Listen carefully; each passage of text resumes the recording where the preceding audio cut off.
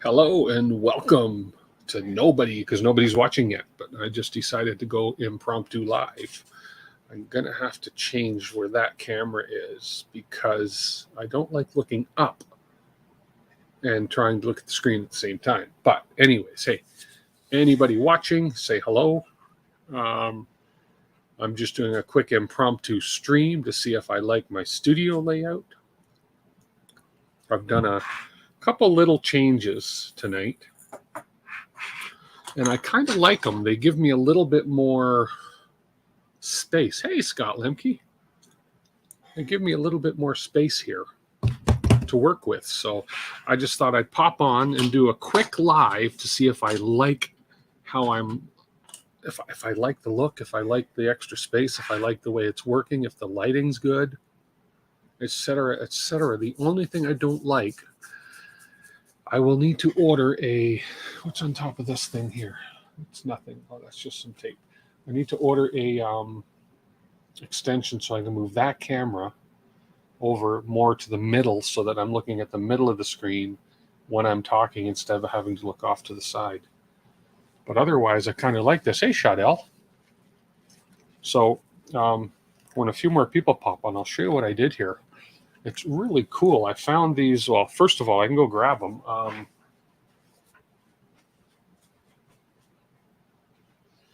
I found these cool mounts on Amazon, and they were cheap. Well, everything's cheap on Amazon, especially for this, but I guess I should utilize. But there's these cool mounts here. They look like this. If I pop this top off here, so they look like that. And what they do is they let me. I had to make a couple boards to put on my ceiling rafters because, of course, it's an unfinished basement in here. And so what these let me do is I put this on the ceiling, and it let me mount my studio lights up here from the ceiling to clear up floor space and get rid of clutter behind the bench here. And it's actually pretty cool. So the lights now they are now kind of suspended. If I can focus on that, you can kind of see. It's there now. If I do this, there we go. So you can kind of see right there. So I mounted that to a board, which is mounted to the ceiling rafter, and now the lights just kind of hang on the ceiling, and they're not sitting on the floor anymore. And then, yeah, so that was kind of cool. So that frees up some floor space. And then I've got to do another light just up over here, which is what this one is for. Another light just up over here that's going to illuminate the rat rig and the filament wall behind me. Over to remodel your studio. Oh, tripod. And okay, since you're on here, because I'm so blind, you want to see what else I did? We replaced the TV in our living room with a 65-inch Samsung. And I had an old Hisense, which was kind of acting up as a TV. But so I've given myself a new monitor in my studio. Are you ready? There's my new monitor. I don't know if you can see it. There's my studio lights. There's the monitor there. That's only a 55-inch. So, but my goodness, can I read everything clearly? And then there's my curved 30-something inch monitor.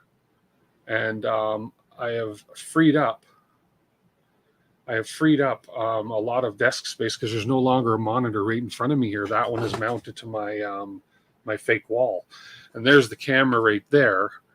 That's my main camera that gives me an excellent image, but I want to move that to the middle, but I need to get an extension cord for the USB-C there. Yeah, this is basically, it's a 3x3. It's probably, I guess it's about 100 by 100. It's made by a company called Newer. And it's a wall plate with a threaded on the other end, but it's not only threaded, but it's got the whatever you call this little nubby thing here, which is where you know the studio lights come onto there and you clamp onto this thing with the studio lights. And it works great. As I say, it frees up a ton of floor space if you think about it, right? And then the other one is going to be going up over in the ceiling over there somewhere. Am I running off of? No.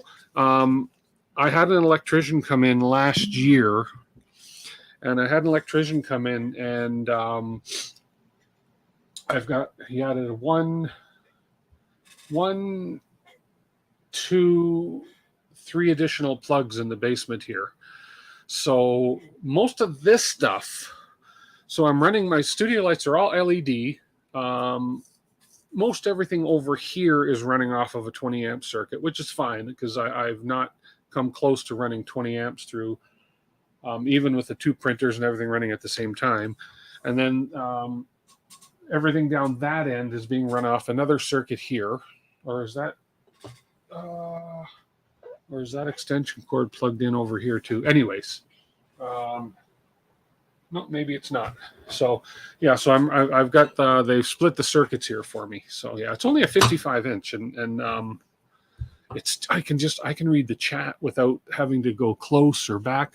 I mean, the letters on the chat are literally this big, or this big, whatever. But I can read them because at my age, I need these glasses, and these are progressive glasses, right? So it's really helping me read the chat. I don't want to know how many outlets you've added. It was just finished on. Oh wow, I bet. Yeah. Well, if I owned this place, I'd add more myself, but I'm doing fine. I mean, it's everything over on that wall is, which is basically the TV, the home entertainment system is being run on one, and then we have some printers back here being run on another, and then everything up here is being run on the third one. So yeah, it's okay. Everything's doing okay with this.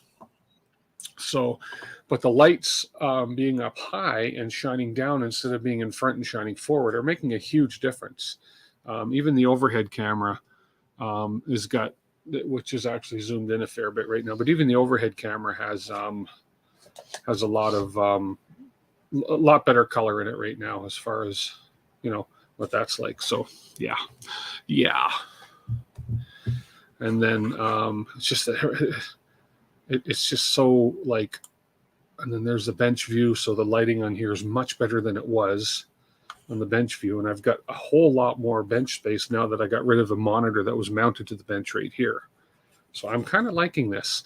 As I say, the only change is I want this camera here, which is right here, this one.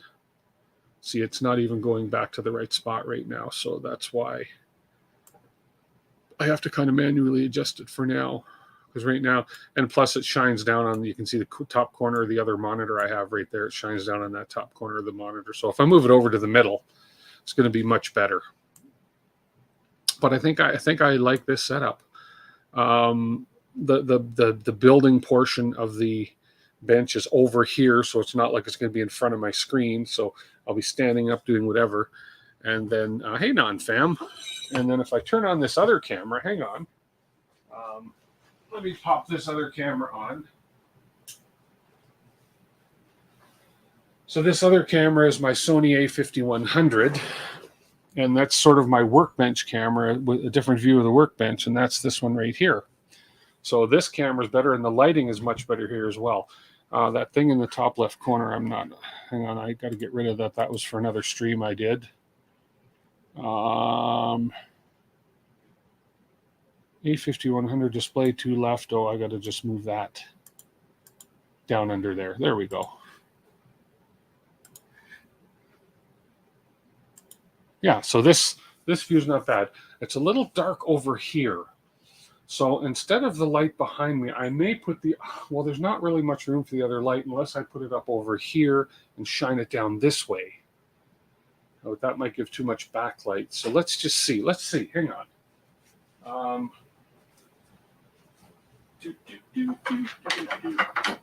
Since we're here anyways, so if I take this other light right here, and if I were to mount it up, oh gosh. See, the problem is you'll see that light in the camera though, but if I mount it up, it lights up that half of it better. But anyways, I have to give that a little bit of thought. But really, for the most part, if I'm doing a build, I'll have this camera on, and another camera angle as well.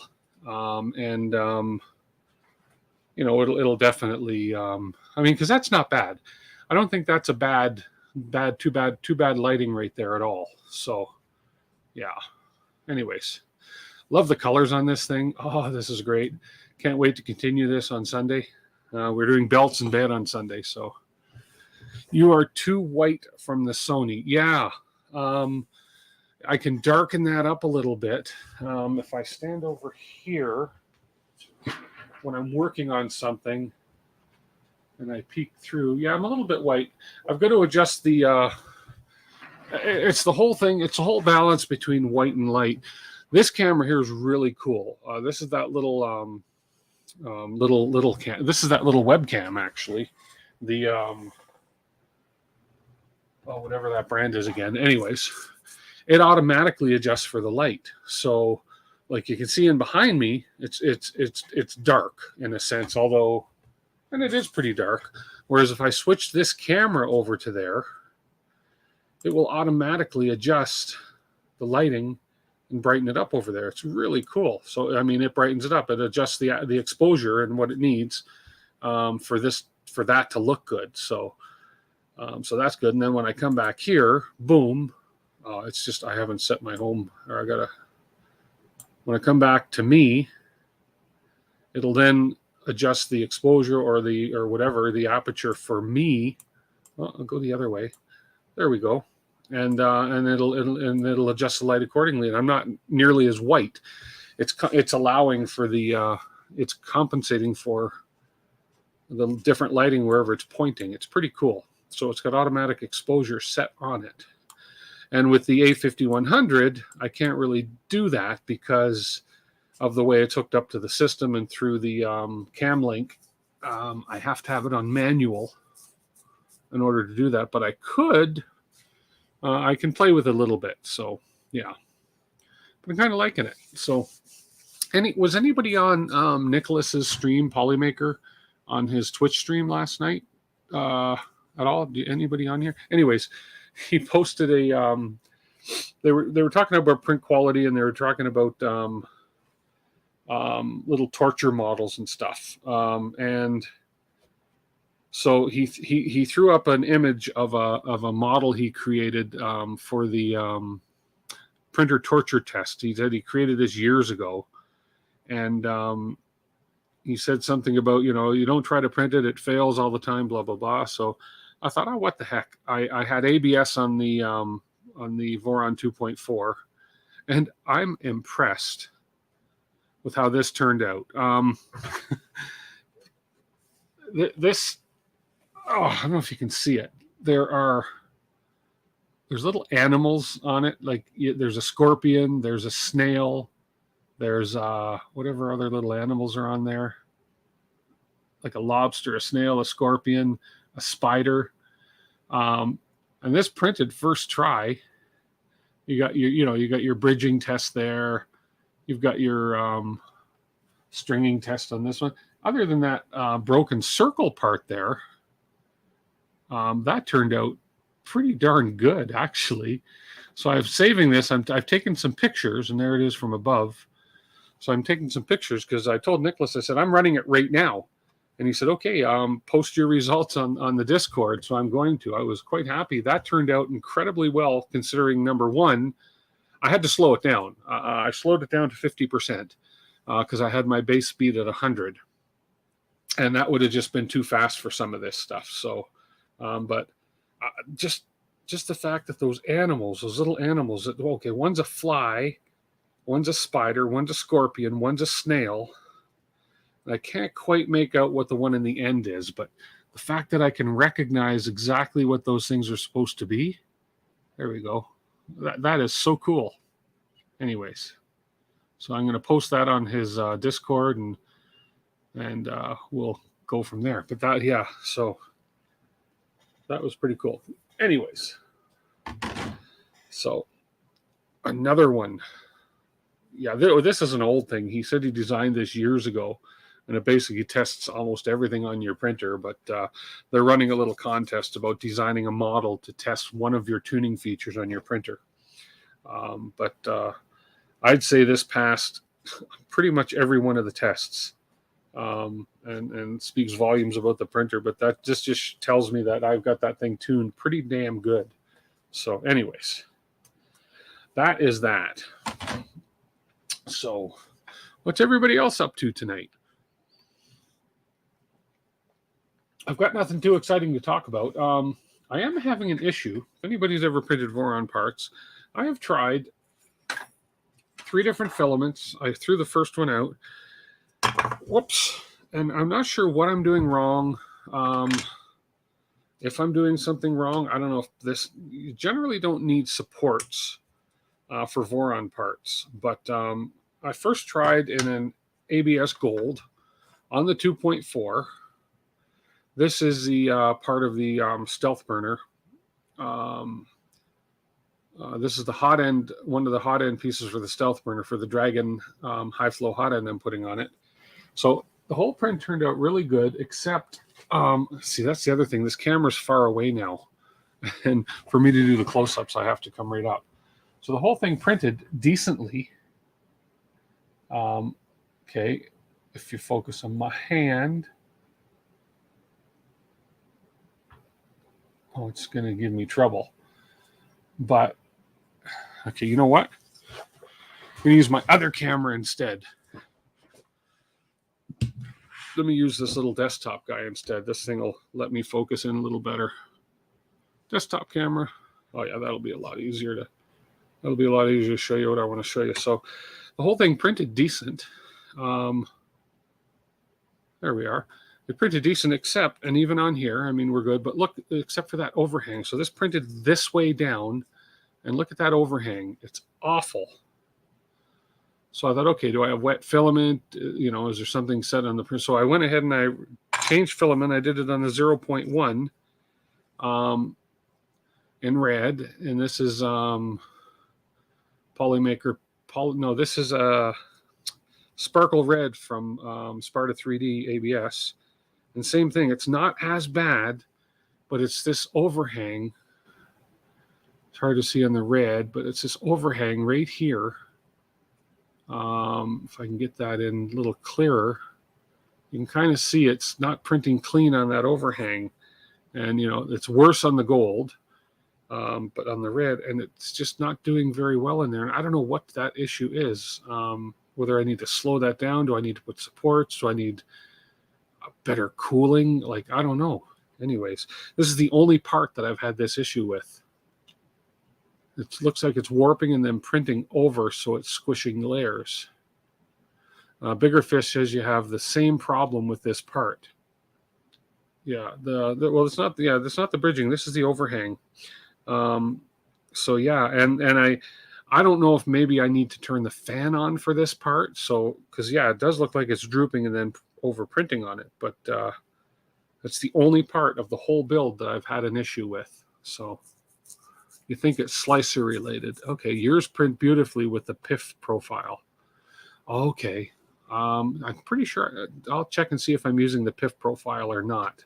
But that's not acceptable to me because that part is being seen on the side of the stealth burner. This one's a little better, the red one, and I don't care what color it is because, you know, this is the magical color printer. So I'll do a little bit of figuring out and see. I don't recall having this issue on the last, I don't recall having this issue on the 2.4 stealth burner, but I don't think it had this much of an overhang. This piece seems to be a little different. Anyways, I'm going to keep working with that. Yeah, and even on the bridging here, there was a few issues right in here on this one on the bridging that you can kind of see in here. So, which is really odd. And to me, that's a cooling issue, although there's zero cooling on this. So I'm thinking when I get to this part, maybe I need to add a little bit of cooling. I don't know. Anyways, that's my story. You turned your fan on just a little. Okay, and that could be it. No, when I'm printing ABS, PETG ABS, let's see, like for instance, my profile right now, well, the slice I did for that one right there is this part right here. Oh man, since I changed my screens, everything's all over the place.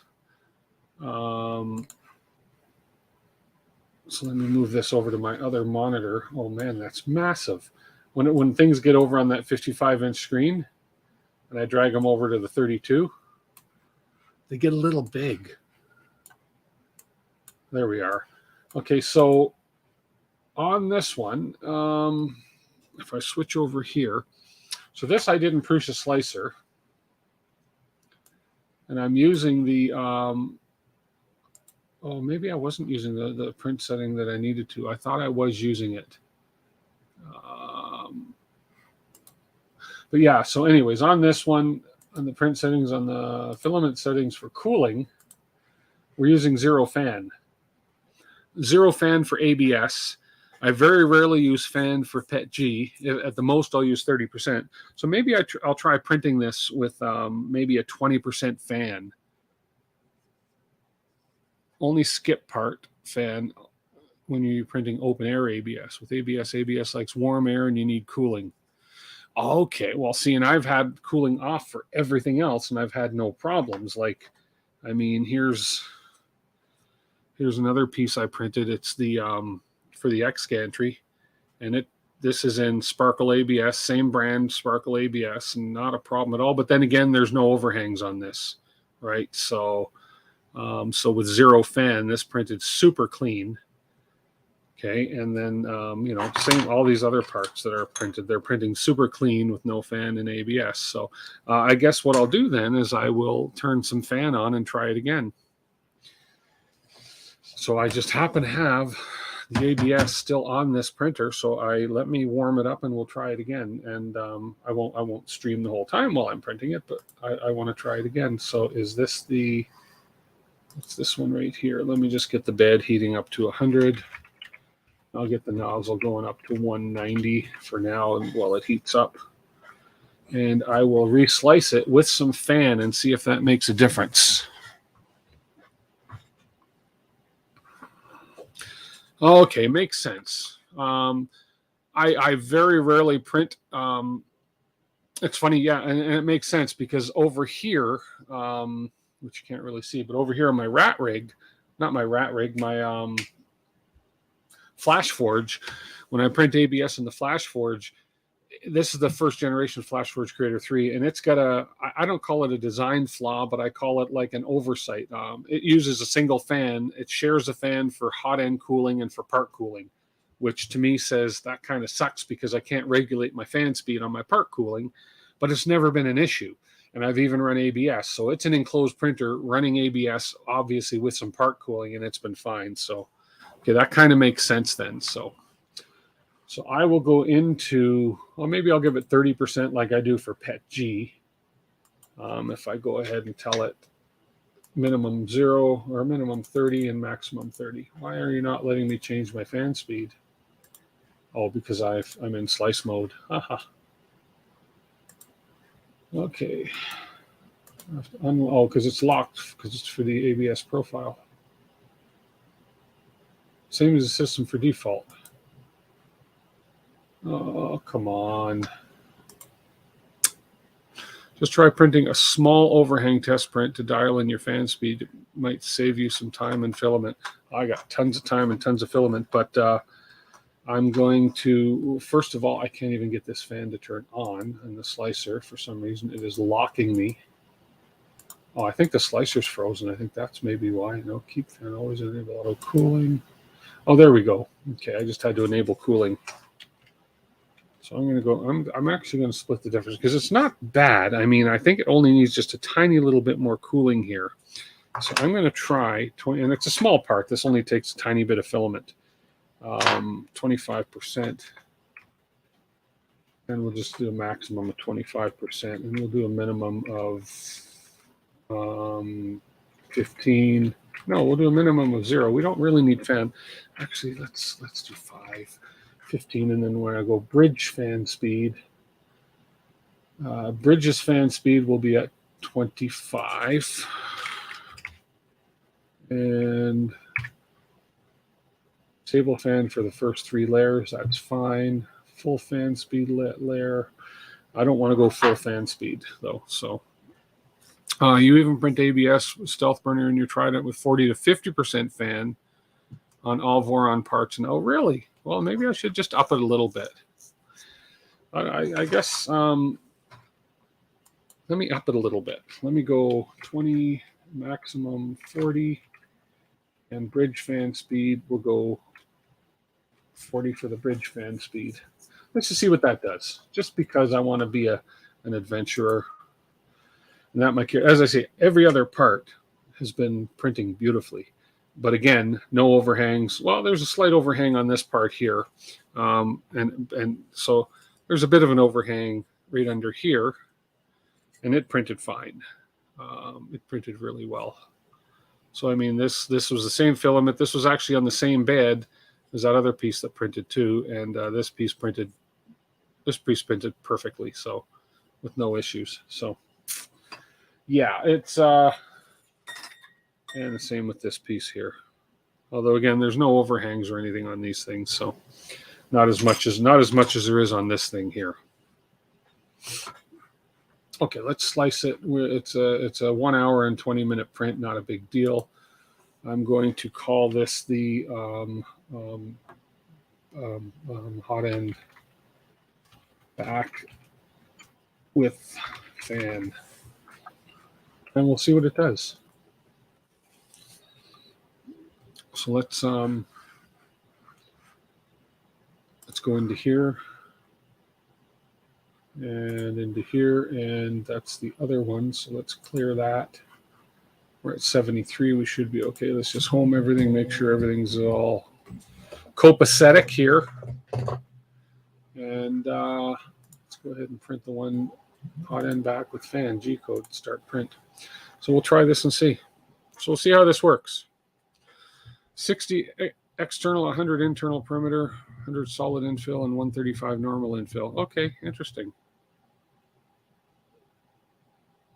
Trident, you have a Dragon high flow. And that's what I'm putting in my Trident, is the Dragon high flow.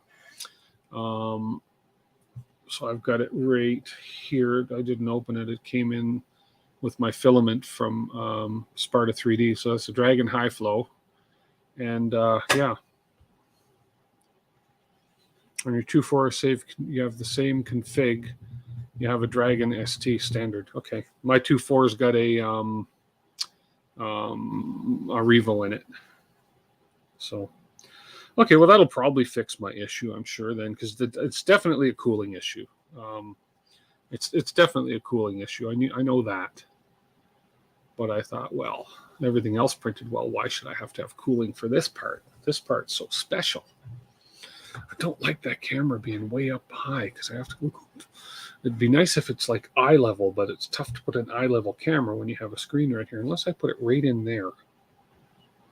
Right there. I can throw it on a little tripod because I have extra tripods around.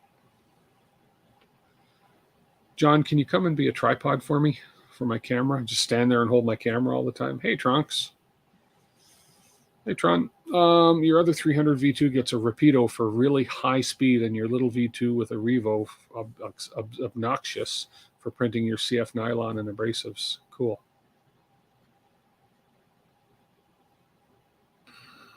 I've heard of clogging issues with the Dragon, but then again, I've heard really, really, really good about the Dragon too. So I'm keeping with my Dragon, and I'm going to try it. I have a Revo if I end up wanting to switch it out. So, yeah. So we'll see. These glasses look so crooked on me for some reason tonight. Anyways, whatever. They are what they are. It's probably my eyes that are crooked. I have a crooked face, I'm sure. I'm just all around crooked. Does that camera have a tripod mount with it? I think it does. Because I have a little...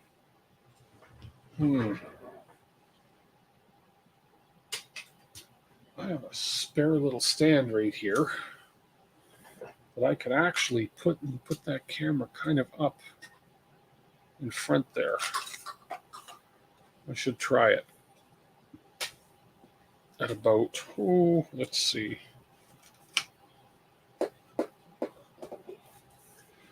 This one doesn't go super high. Well, it goes high enough. I think that would be high enough over there. It might be not a bad idea to try it. See if that would work there. Or I could put it down there and just looking straight up at me. Interesting. You only print normal ABS, not the eSun ABS crap. I've never tried eSun. That is only 70 Celsius heat resistant, not 100. Okay, wow. Everything is fine. Yeah, I've never printed eSun. I've heard a lot of bad about eSun, so I don't bother with it. Matter of fact, and I think he's going to mention it tonight or tomorrow sometime. But I've last night Nicholas from Polymaker and I had a long chat. I'd never used Discord video chat before, and it's so cool.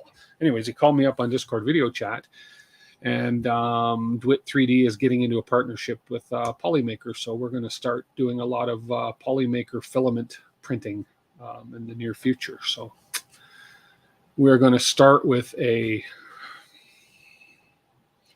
3 foot wide, I think, pretty massive MakerDeck logo, which is going to be going on this printer right here. It's hard to point in that angle from behind me. So it's pretty cool. I'm excited about that.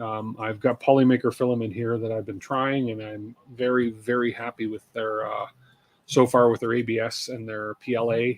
And I've got their PETG to try. So their PETG is going to print all the replacement parts for the rat rig for the 3.1 upgrade. Make sure to send you some free filament. Well, maybe you can win some free filament on my stream. Possibly. Yeah, I love Polymaker stuff. This red. No, not this red. Where's the?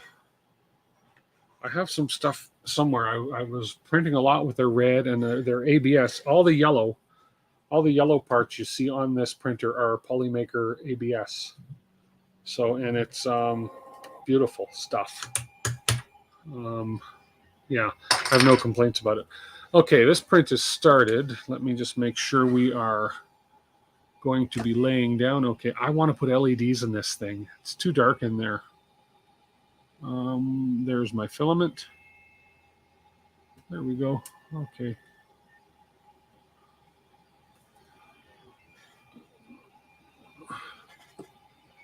Okay, I think we are good.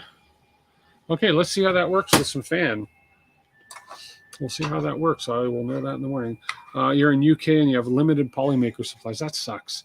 I know some countries, even over in Australia with Kieran Clark, he has trouble getting certain filaments as well, and it's bloody expensive to ship them in, right? So I'm eating raisins tonight. I had a raisin craving this week. So you just started using Polymaker and you're loving it. Awesome. Wow.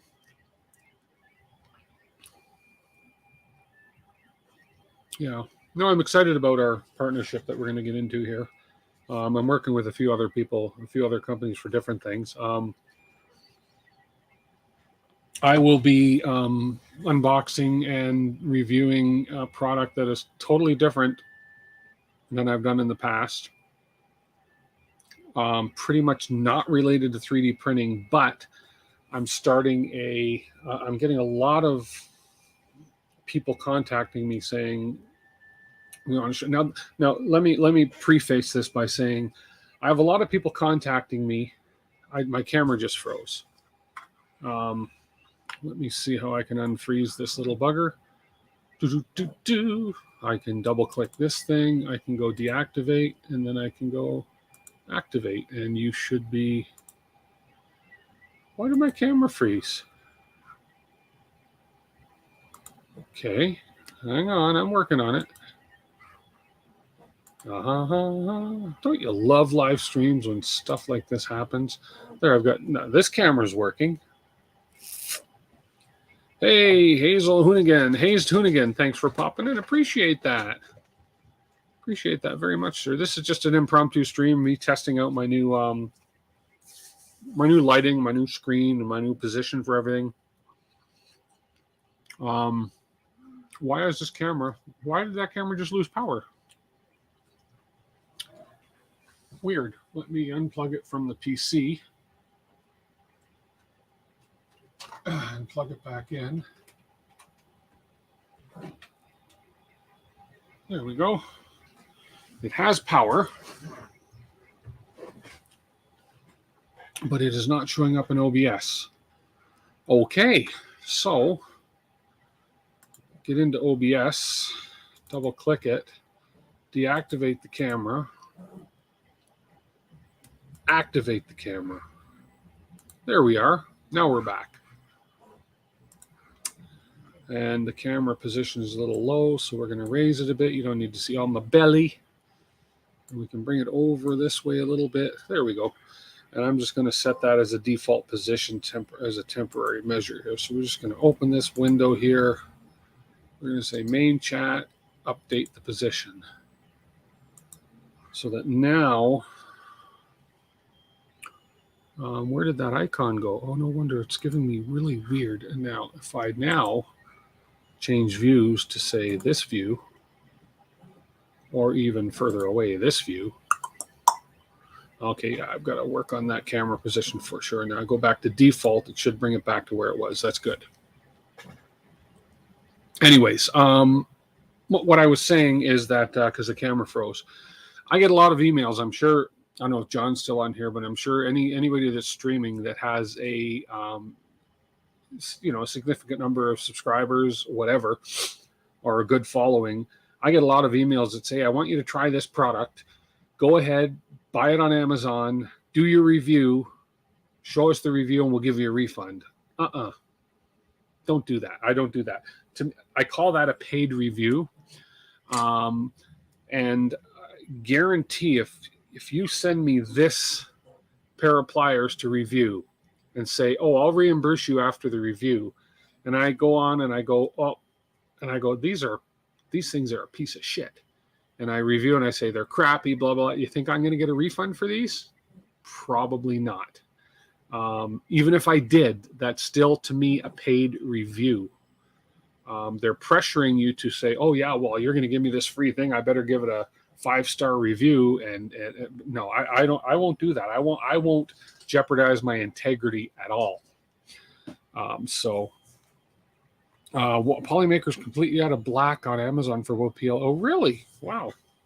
So no, I won't jeopardize my integrity for something like that. Then I have other ones that say you just pay the shipping. I say, no, if you want to send me something, send it to me. So I do have something coming. I think it'll be here Saturday. It's kind of a cool little item, but nothing directly related to 3D printing. But I'm maybe doing a spin-off, not a channel, but a spin-off video series on my channel called DeWitt Tech. So we'll see.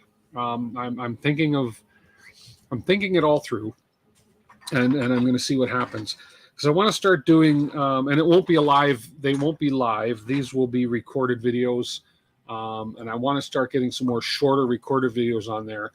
And if I can do products that in a way can relate to 3D printing, but are not necessarily needed for 3D printing, absolutely. If a company wants to reach out to me and say, hey, can you try out my product on here, give an honest review, blah, blah, blah. These guys did not say they don't have to see it before I air it. They just said, send us a link when you do it and we're good. So yeah,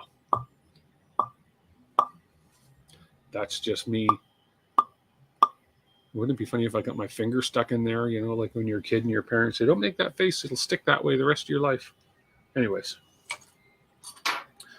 So some more interesting things happening down the road here. And yeah, so we'll see. We'll see what happens.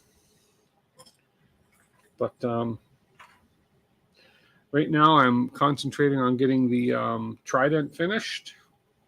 And then got to get that rat rig. Got to get the old rat rig over here updated. So, hey, Zixelter21, how are you, sir? I am just streaming to test my new.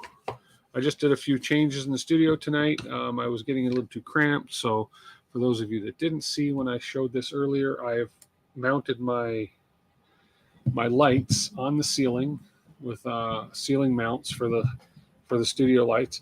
I got myself another small little monitor for reading chat and so forth, and then I've got this other little one over here and this tiny one just in front of me here, so that I have another one to view. So I've cleared myself a bunch of workspace from a bench, et cetera, et cetera, et cetera. And then I got to clean up. This is messy because I've been moving stuff around. But yeah, so that's kind of what I've been doing tonight. And I just wanted to come on live, see how I like the setup. 6 months or so ago, you bought a small airbrush kit. How's that working out for you? You mean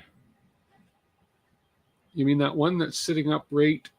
Oh, what's blocking my view here? Why is there a window in the top left of my screen right here? Is that the floor cam? There we go. You mean the one that's sitting right up in a box right there that hasn't been opened yet? Yeah, I don't know. It's not bad. I think once I try it, it should work okay. I haven't had time to do anything like that. I've everything on the shelf over here. Most of the stuff on this shelf over here above where my finger is, other than the little radio controllers there, a lot of that stuff is new stuff that I've yet to unbox and open and try. So, yeah. There's some Creality Creality pads up there, whatever they call them. They're not the clipper ones. There's a H2O hot end up there from BQ. Yeah. 5-star. Haven't tried it yet, but it's good. Exactly.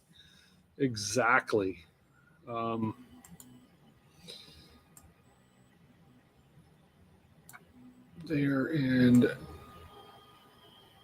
I'm just getting used to this big screen, because the control for this camera on this big screen TV is about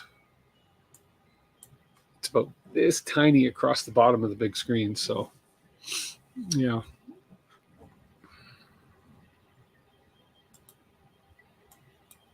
Oops. Found the button. Yeah, but I got to move this camera over here. So, snowing. Well, we've had a ton of snow already. Here's Excelter. So, your Trident is still in the phase of tuning. Cool. I'm hoping I can get my Trident up and printing within 3 weeks, within 3 streams. I mean, I could do it in 3 weeks if I sat down tonight and tomorrow and every night and did it, but I'm streaming the whole thing.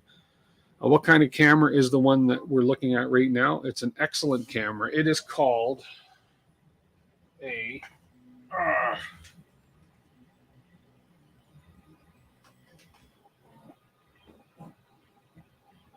Here we go. Found the box. I'm too lazy to stand up. Oh. This is that camera right there. Instalink 360. AI-powered 4K webcam, but it is impeccable quality for a web camera. So it's got better color than my A5100. Indiana. We've had lots of snow. A lot of it's melted, and we're in the plus temperatures for the next little while here. But we've had a cold spell already. Last week we were in the minus 20s Celsius, so it's been cold already.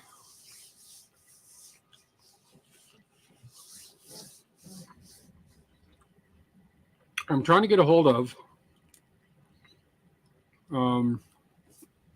what is it? The one I'm trying to get a hold of. I got so much to know. I forget the names of the things I'm trying to work on, but I'm working with my local guy here, and I'm trying to get an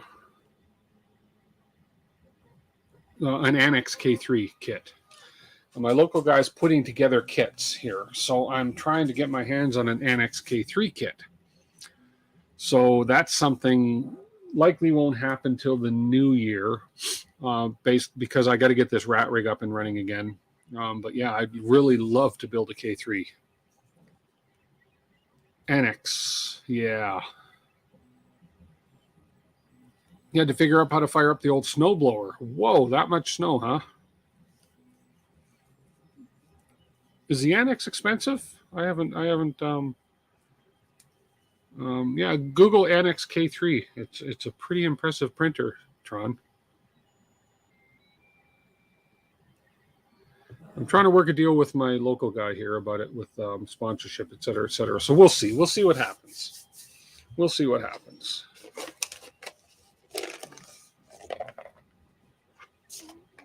I have such a craving for raisins. Nothing in Chicago, nothing measurable. I've had to shovel already this year, so yeah, the K3s are fast, aren't they, Zixelter? They're very fast. Are you on face following mode again? You are. That's okay. Here, follow this. No, I'm kidding. I'm kidding. I wouldn't be that mean to my printers. 2 inches a bit, but heavy snow. Yeah, our first snowfall was, gosh, we had about, I'm trying to think in inches wise, we had about probably 6 or 7 inches our first snowfall. And it was that heavy, I call it Widowmaker snow because it's heavy as all get out to shovel. Yeah, raisins do have a lot of sugar. Well, 31 grams of carbs per quarter cup minus the fiber. So you're looking 29 grams of convertible carbs in a quarter cup. I haven't eaten a quarter cup yet, so. But I've had this for a couple weeks now. So, yes. 8 motors, including the extruder. Holy crap.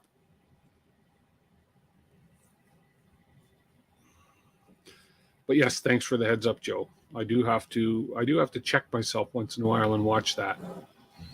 I don't like that camera up that high.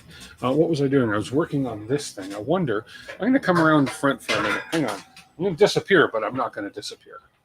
The camera's going to try and follow me. Good luck with that. I got too many wires. I need to get some extension cords in here. Let's see. Here we go. Wow, that camera is just doing a good job of following, aren't you? Let me grab it. Do I have a tripod mount on the bottom of it? I do. Let me screw it in here.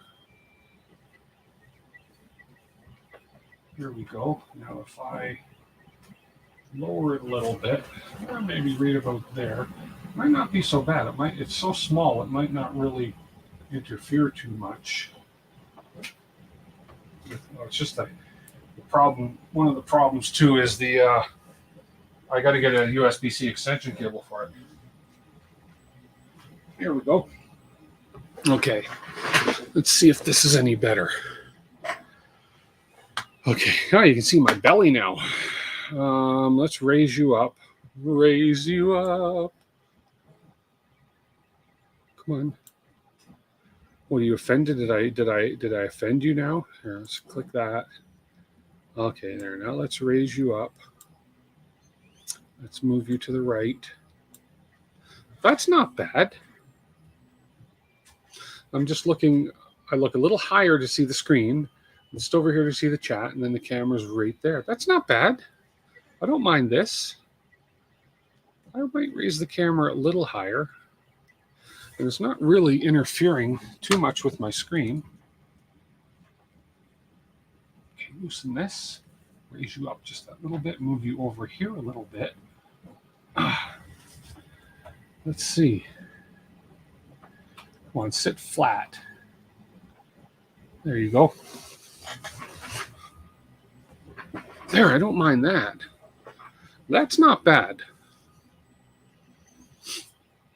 Because that way I'm just glancing right there to see the camera as opposed to glancing up there.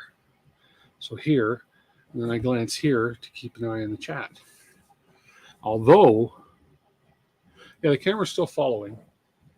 Oh no, it's off now. I'm going to set this So I'm going to go to my main chat position and update this position. There we go. Oops, I hit the wrong minimize button. And that one. So if we switch it to that, then we come back to the main chat, boom. But whenever I do the switch, oh, it didn't turn on face following, but if I turn on face following, then it wants to follow me, which is fine. Yeah.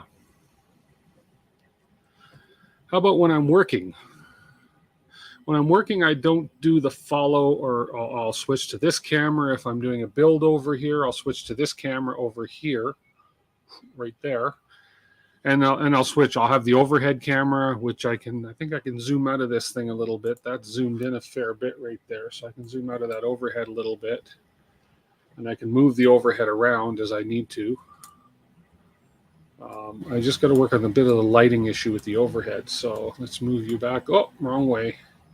Let's move you back around this way overhead. And then let's move you back down this way. Or up this way.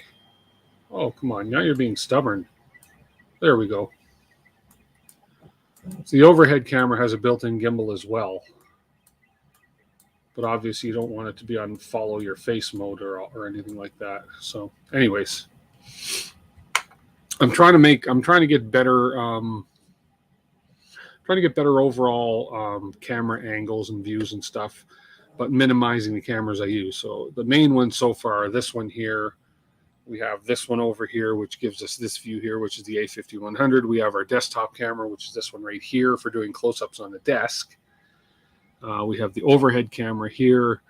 We have a camera that's strictly basically used to keep an eye on the Voron on the 2.4.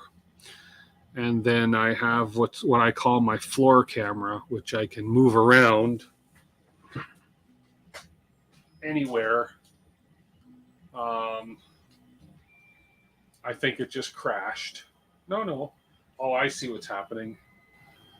If I open this up, there we go, and I can move that around, and I can use the floor camera to show off just anything else I want.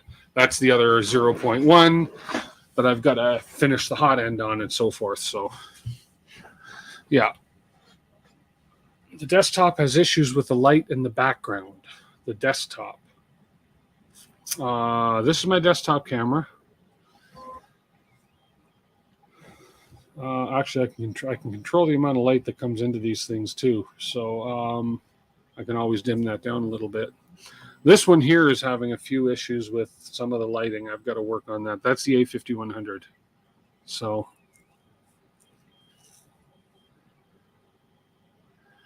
what printer is not supposed to be big?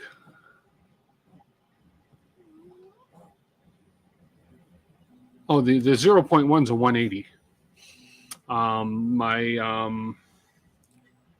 This guy right here is a 300. And then the one I'm building, the Trident I'm building, is a 250. And the one right in behind me right here, the Rat Rig, is a 500. So I got pretty much all the sizes covered. 0.1 is a 120. Yes, okay. The King Rune is a 180. I don't know if it's showable in this. I don't know if it shows up in this. Yeah, right beside. You can see the King Rune right beside the 01. The King Rune is a 180. And the 01 is a 120. That's right. So, yeah. Yeah.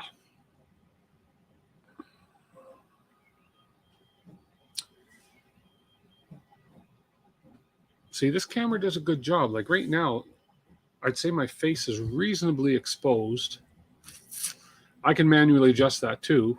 And it basically, whereas if I kind of get out of the picture, it will adjust automatically for the lighting behind me to a point.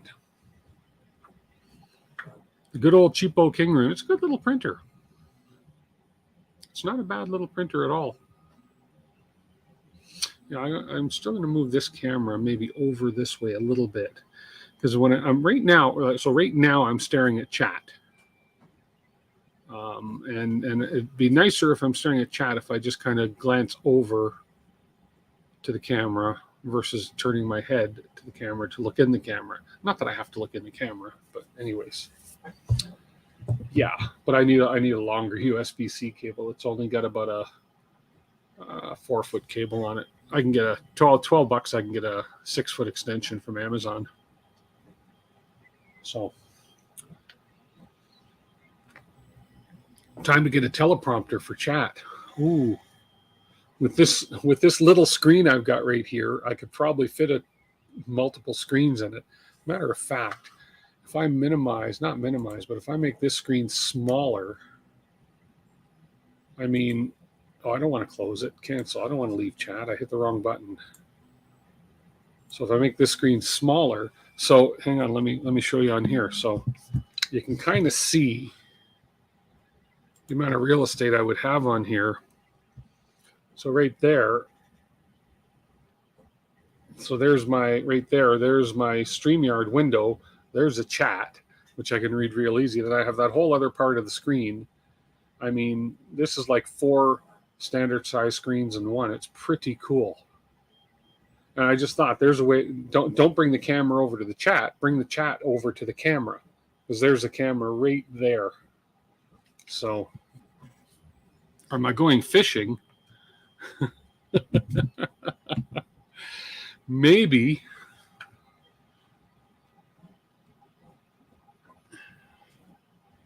$5:31 a.m. Oh my goodness. How could they even sell that here in the EU? It's a mystery for you, the KP3S PSU.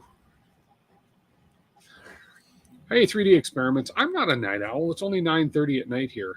I'm going to be finishing the stream an hour-long stream. It was just to test out my new setup and everything here. Make sure my lights are all working. You know, look at yeah. So anyways.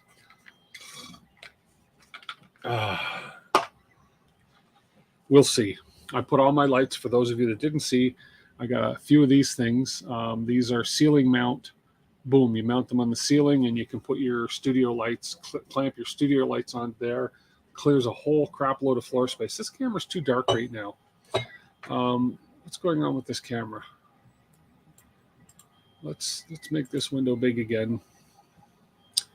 You are a little bit dark, so I can actually go ahead and click this button here, and it brings up auto exposure. So if I go less exposure, oh no, I want to go more exposure. So there we go. I can bring that up a little bit. That's a bit bright, maybe right about there. That's reasonable. That's more reasonable for the exposure. Yeah. Oh, these ones, yeah, these are great. And they're not expensive. I don't even remember what they were, but you know, the only thing different I had to do, I had to build a board a little bigger than them in order to get them, because my rafters, the ceiling rafters, are just a little too narrow for these. These would have been good just a tiny bit narrower, but they work good. My lights are both mounted up here. I'm going to mount another light up back here somewhere. I think I'm going to mount the one facing the filament wall and everything so that it's illuminated behind me a little bit.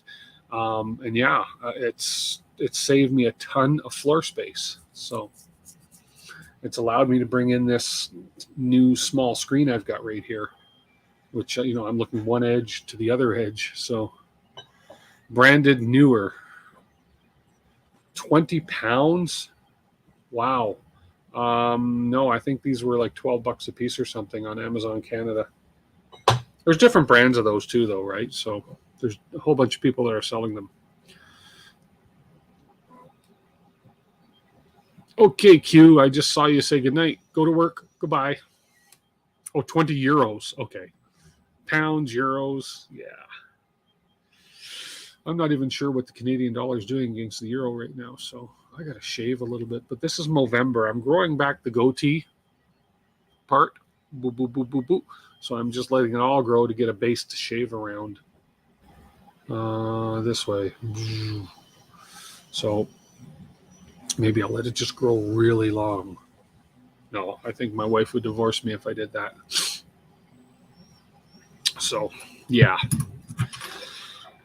Anyways, folks and folkettes, either way, they're probably higher than Canadian. Yeah, I think they are. I think our dollar sucks right now. We're like 70, 68, 67 cents US. It's for me to buy stuff in the US, it's way too expensive right now. Way too expensive. But it is like 20 pounds or like 23 euros. Okay, so you're almost even. Oh, no, I guess that's not right. That's about, what, 97 cents? 97 pence on the pound? I don't know. I don't know how. I know you have pounds and pence and penny. I don't know. Anyways. And now euros, you have 23 euro. Like we have dollars and cents. The British have pounds and pence. And the Europeans have euros and what's a breakdown of a euro? Like what would a quarter euro be called? Or just called a quarter euro? Would it be like a euro 25 or a euro 50? I don't know. I don't know. Curious minds want to know. A cent. Okay, so it's a cent like ours. So 1 euro is $1.04 US ATM at the moment. Okay.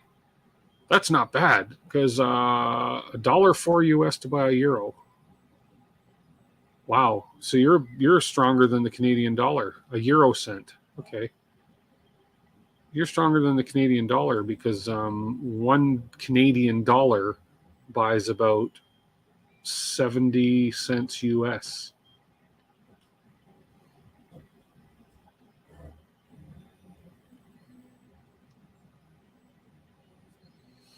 So that's where we're at. This camera's too good. It picks up all my wrinkles. Like, come on. 1 euro to 94, so it went up. Wow. The British just want to be special with their pence.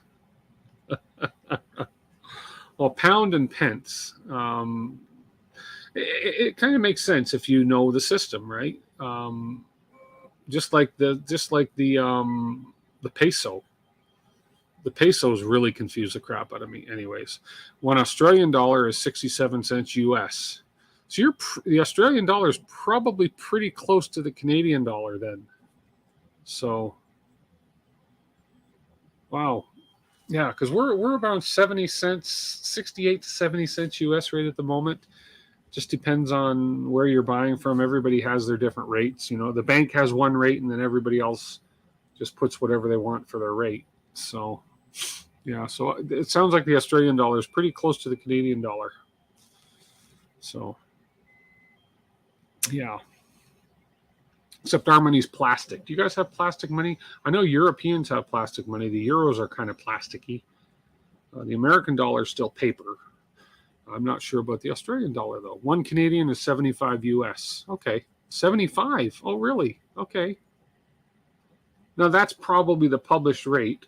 But when I go to buy something, it actually ends up working to less than that, right? We end up paying more. So, okay, so you do have plastic money in Australia. Okay, cool. I think the US is one of the only countries that still uses paper. So, yeah. But our money apparently will melt on the dash of a hot car, from what I've heard. But I've never tried it, so we'll see. Let's see. How's this print looking here? And it's not. There's no part cooling going on right now on the print. I wonder. Oh, maybe. Why isn't it part cooling? I turned part cooling on. Let me turn the fan on manually then. Did it turn on? Yes, it did. No, it didn't. Yes. Oh, one of them turned on. Why is the other part cooling fan not coming on? Well, the side that matters is on.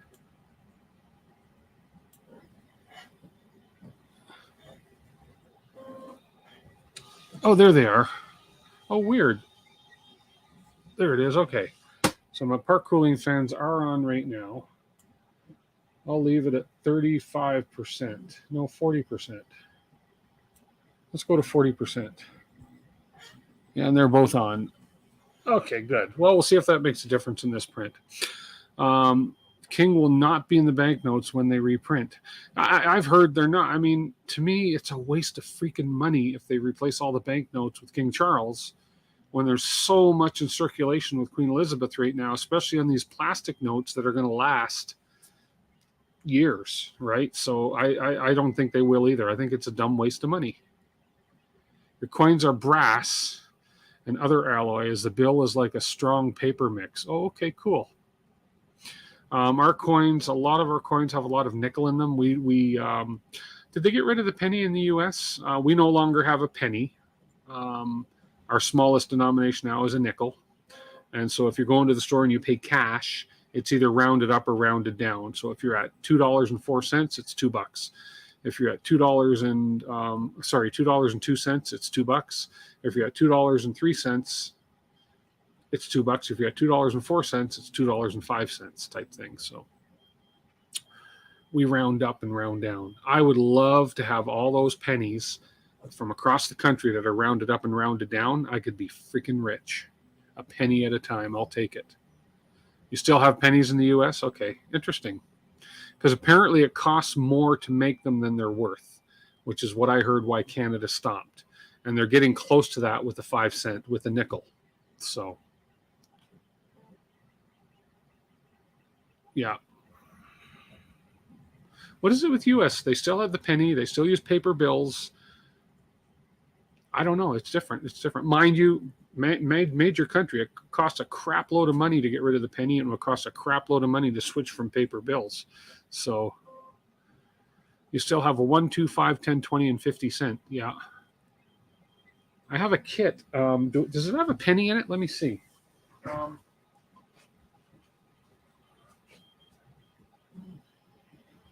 see.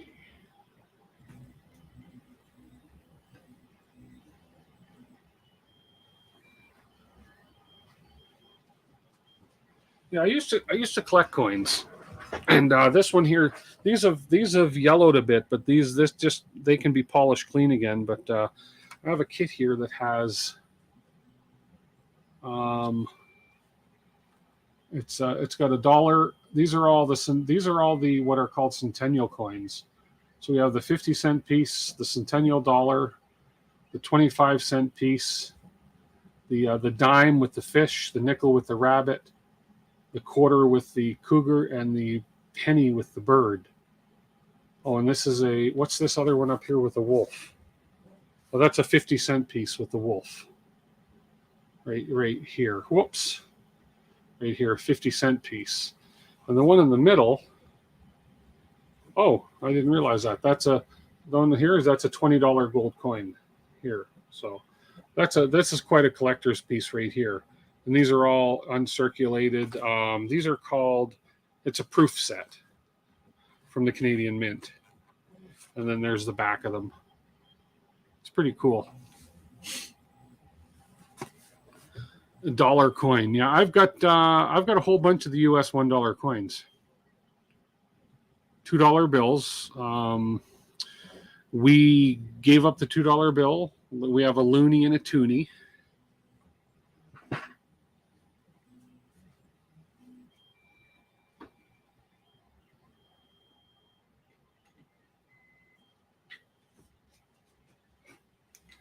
Yeah, we have a loonie and a toonie. No $2 bills. This is my that's my most expensive coin right now.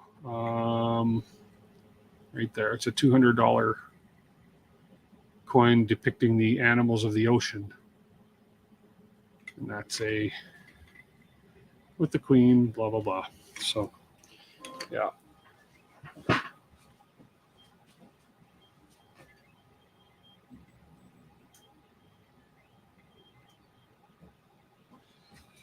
Yeah, I used to collect a lot of coins, but man, it gets expensive to collect coins, especially this day and age. So it is it's called uncirculated currency.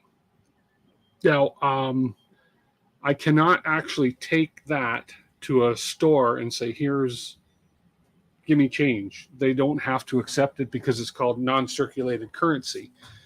But I can go to a bank or I can go to the mint and exchange it for cash. Yes. Yearly proof sets from the mint until each of us turned 18. Cool. That is cool. Those are things to collect and pass on, because someday they will be worth money. You don't mind you if you're looting. Good luck getting into my house through my... I'm not even going to tell you what kind of security system I have. The sets are usually worth more than face value. They are. Yeah, especially if they're kept in good condition. I keep all my good ones in the case. They've never been out of the case. They've never been touched. They're always in the case. Yada yada. I have a whole bunch of other coins. I carry one around. It's just I call this my good luck coin. This one's in rough shape right now, but there's that's one of the coins I've collected. I got a few of them. That's not going to focus for me. There we go. Look at that. Canada, 2015, $50. It's in really rough shape. It's not worth anything in a sense, and like it's not worth more than that. And I just keep that. That's just my back pocket good luck coin. If I have to flip a coin for something, that's my flip a coin thing, yada, yada, yada. So the cases are airtight. Some of them are. The proof sets, no, they're not airtight, because those coins that I showed you, that set that I had in the case, they started out as actually, they're a different color than they are. I talked to the mint when they discolored on me, and I said, hey, what's going on? They say that happens. It's basically saying that they're pure silver. So you can take them and get them polished up, et cetera, but you don't need to. They're still worth what they're worth. The fact that they've got that little bit of color that happened to them, that naturally happens to silver over time. So, yeah. My little attack dog, he's got more bite than bark, trust me. But that is cool, Scott, about the proof sets until you're 18. That's incredible. Silver oxidizes, yeah, and it oxidizes naturally. It doesn't devalue it. It's just. But now they all look like gold coins, so they're fine. They're still in mint condition, so not worried about that at all. And I've got another really cool one over there. It's the Edmund Fitzgerald. I don't know if you guys know the story of the Edmund Fitzgerald Gordon Lightfoot song. Ship went down in the end. Anyways, I've got a coin basically dedicated to the Edmund Fitzgerald. It's a pretty cool coin. So silver cutlery tarnishes, yeah, exactly. Oxides, tarnishes, yeah. 50 state quarters, cool. I have, what do you guys call them? I don't even know where they are. I think they're called the Sacagawea. I have, when the U.S. first came out with a dollar coin, I've got about 20 of them. They're still in pretty good condition. I've got 20 of them somewhere. I think they called them the Sacagawea. So it's pretty cool. In the Great Lakes, yeah. Lake Superior. Yep, that ship sunk and it's still there to this day with all the iron ore. It's quite the story. Quite the story. If you ever want to read an interesting story, read the story about the Edmund Fitzgerald. It's pretty cool.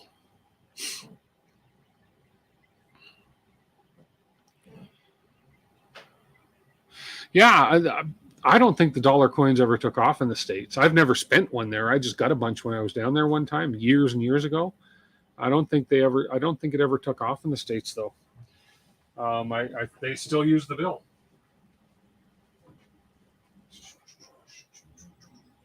Oh, maybe I do have it here. Oh. What's going on, camera? You trying to follow me and I took off? Let's see what year I got these. Let's see. There's the US dollars.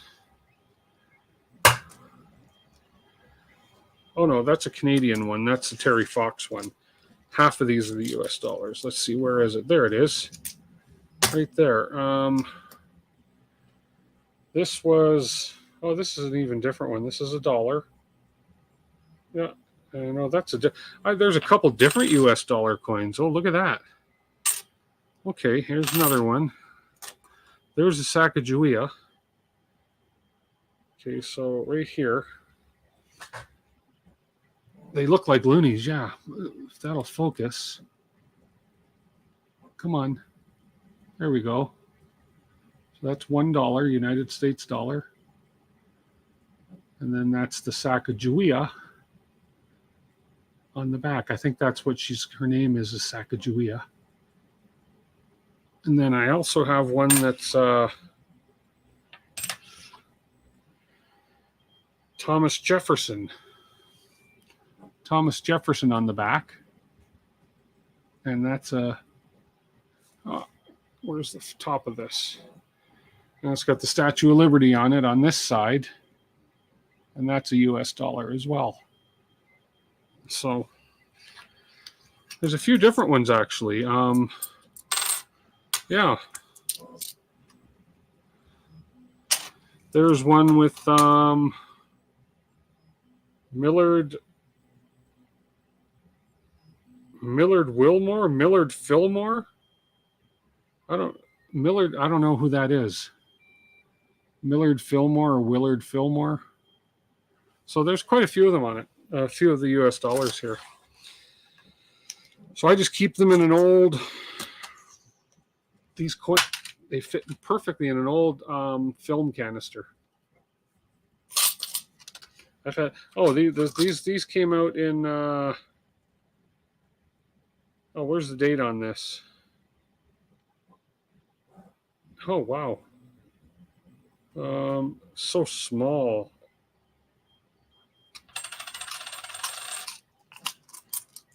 I can read this one better. 2000. So that's 22 years ago I got that one, the Sacagawea. So 22 years ago they came out with a dollar coin. Yeah.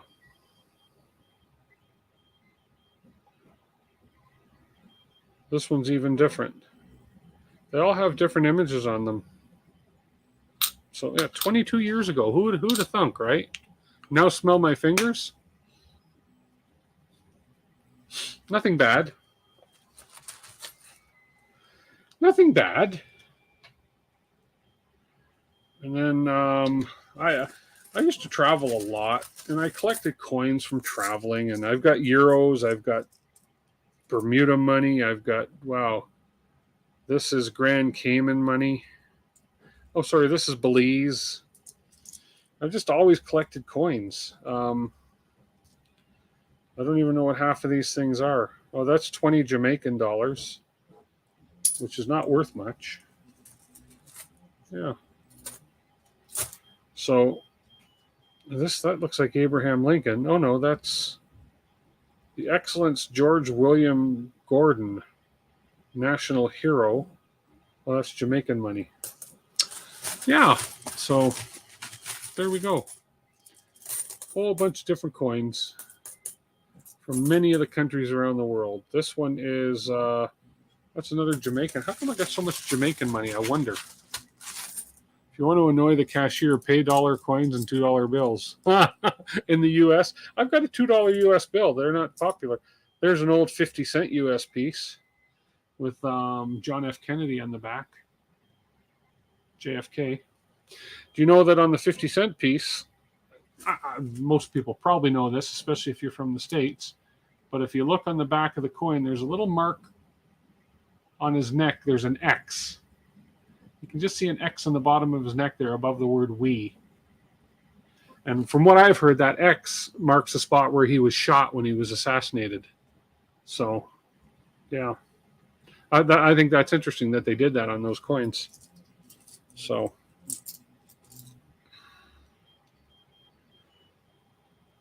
I have 10 pesos.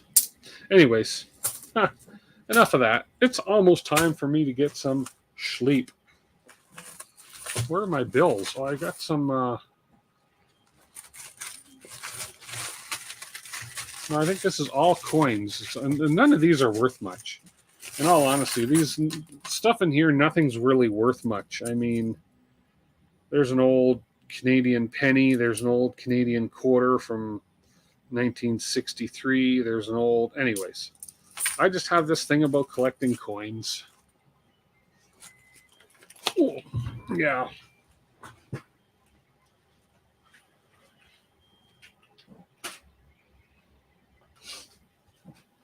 But folks, okay, let's have a quick peek at this. Now that those fans are on for the park, are they not on again? Why are you not on? Why does my fan keep...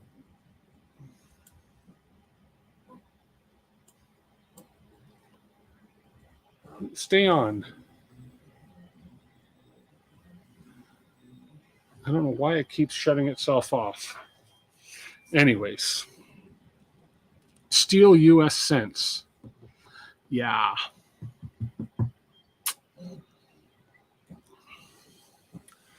Okay, so I got to keep a close eye on these fans, I guess, because they, for some reason, turned themselves off. I did not tell you to turn yourself off.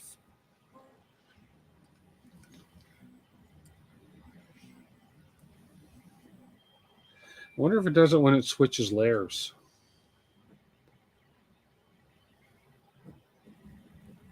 It just went down to 40%, then it just turned off. Why did it turn off?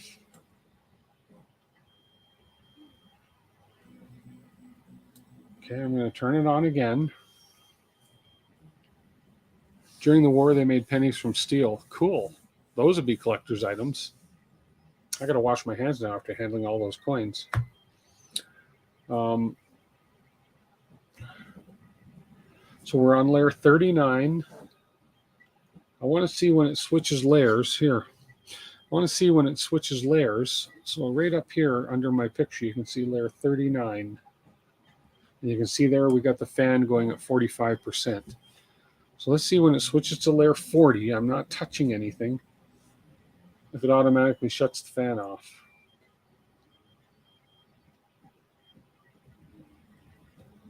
The slicer, I told it to, there's layer 40. And the fan is still at 45%. So why was the fan turning off?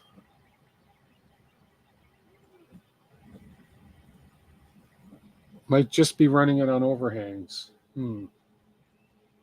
Hey, Rex.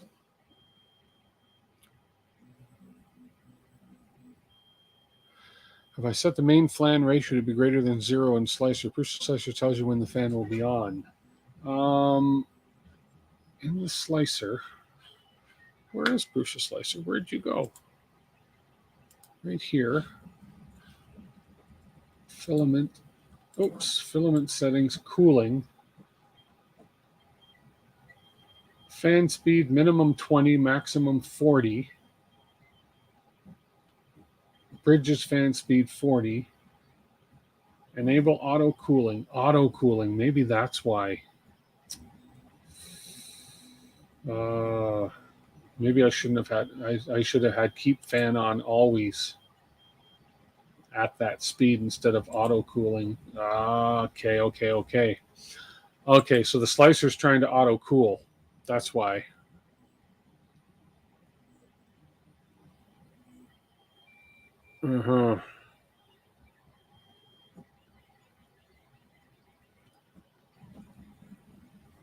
Down left, when I'm slicing, I can select fan speed.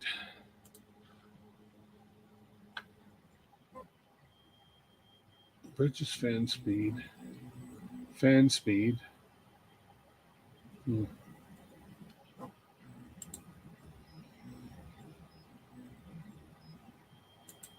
Yeah. Oh, well, we'll see.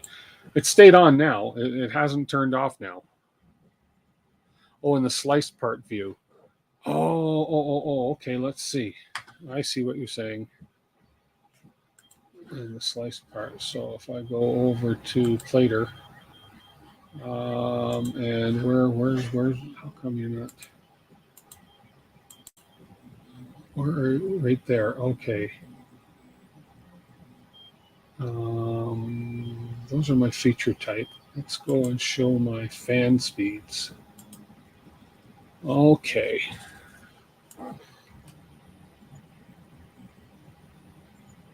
So it's showing basically, according to this, the whole model yellow, it's showing the fan to be in around. Is that right? fan speed. So if I go speed, okay, that changes colors for speed, print speed. And temperature, that's basically the same temperature the whole way. Feature type, that's fine. And then fan speed doesn't seem to really change all the way through. It seems to be stuck in around the 20 to 24% mark. Oh. Okay. So where I was before, I see what you're saying. So I changed it. So I'm going to leave it to that. Keep fan on always. That's where I had it. Okay. So let's go to the plater and slice it again. And now let's go to fan speed. There we go. Fan speed. It shows off. Oh, I see.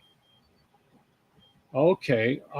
So it's going to turn the fan on automatically when it gets to the overhang and the bridge.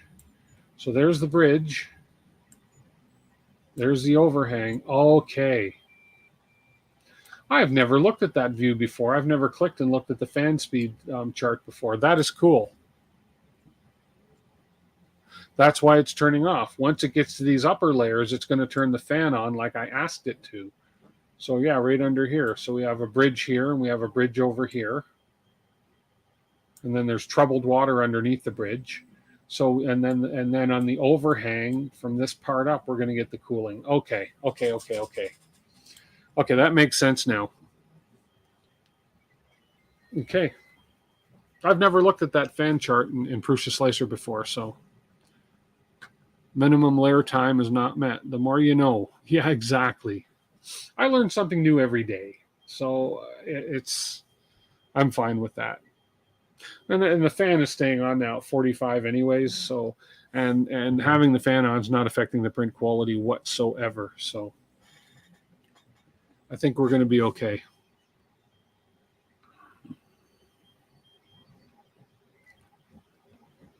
Yeah, the different view menus are really cool, aren't they? You can get, I guess it's a good way to troubleshoot stuff. So what other views do we have here? It's 10 o'clock. I got to be done. So we have color. Oh, just if you're doing multicolor print. And then there's the tool, one extruder one. So we only have one extruder. We have the volumetric flow. Interesting. So you have a different volumetric flow. So the volumetric flow slows way down for the overhang, which makes sense. And the volumetric flow on the bridges comes down a fair bit, or goes up. Actually, volumetric flow goes up on the bridges because you want good volume going across that gap. Okay, that makes perfect good sense too. Top layers, you get a slower volumetric.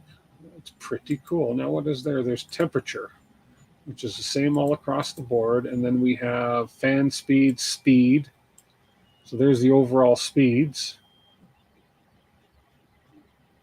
Millimeters per second. So yeah, you're getting a slow speed on the overhang again. And width, extrusion width, doesn't vary too much. Obviously, first layer, you generally have a wider extrusion width. And then height, pretty much the same. It looks like the bridges are a different height. And then your features. Yeah, I look at this one all the time to see where can I cut time. So, we're looking 30 minutes for the perimeters, 19 minutes for the external perimeters, et cetera, et cetera, et cetera. So it's pretty cool. Good night, Will.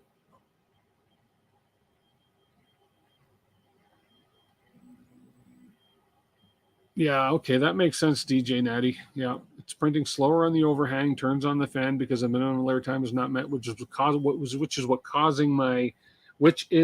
was causing my issues with this. Yeah. I'm going to have to look at those much more closely from now on. Anyways, guys, I'm going to call it. It is 10 o'clock. I'm going to have a drink of water. I'm going to go watch an episode of The Walking Dead. I think I have one recorded. And then I'm going to go to sleep. And maybe I'll be on tomorrow night again. We'll see how this print turned out.